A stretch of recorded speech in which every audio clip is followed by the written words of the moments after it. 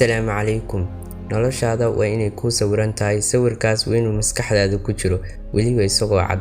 Shanta qodob ee nolosha laga rabo waxay kala yihiin: Lambar 5. Shaqada. Qodobkan waxaa soo hoosgelaya wax kastoo aad samayso si aad u hesho dakhli aad noloshaada ku maarayso.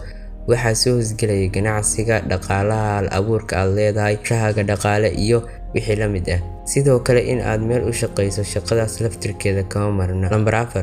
Bulshada. Qodobkan waa mid tilmaamaya nolosha aad bulshada la leedahay. Sida aynu wada ognahay, qof keligii ma noolaan karo, mana shaqayn karo. Haddaba qodobkan waa mid qeexaya dadka aad xiriirka la leedahay, sida waalidkaaga, walaalahaaga, saaxiibkaaga, saaxiibtaada, asxaabtaada, macallimiintaada, deriskaaga iyo wixii la mid ah. Sidoo kale waxaa soo hoosgelaya hanka ama himilada aad rabto inaad bulshada ku dhex yeelato. Lambar 3. Barashada. Barashadu waa aqoonta iyo khibradda kuu kordhaysa maalin kasta. Waxbarashadaada waa in aad il gooni leh ku egtaa, waayo waa mid kuu kobcinaysa maskax ahaan ama garad ahaan. Barashadu maaha in iskuul la tago ama jaamacad la tago oo keliya. Barashadu intaas way ka qoto dheer. Waxaa soo hoosgelaya wax kasta oo aqoon ah ama khibrad oo adiga kugu soo kordha, waxaana laga yaabaa in ay ka yimaadaan meelo ka baxsan goobaha waxbarashada. Dabcan waa sidaas oo kale.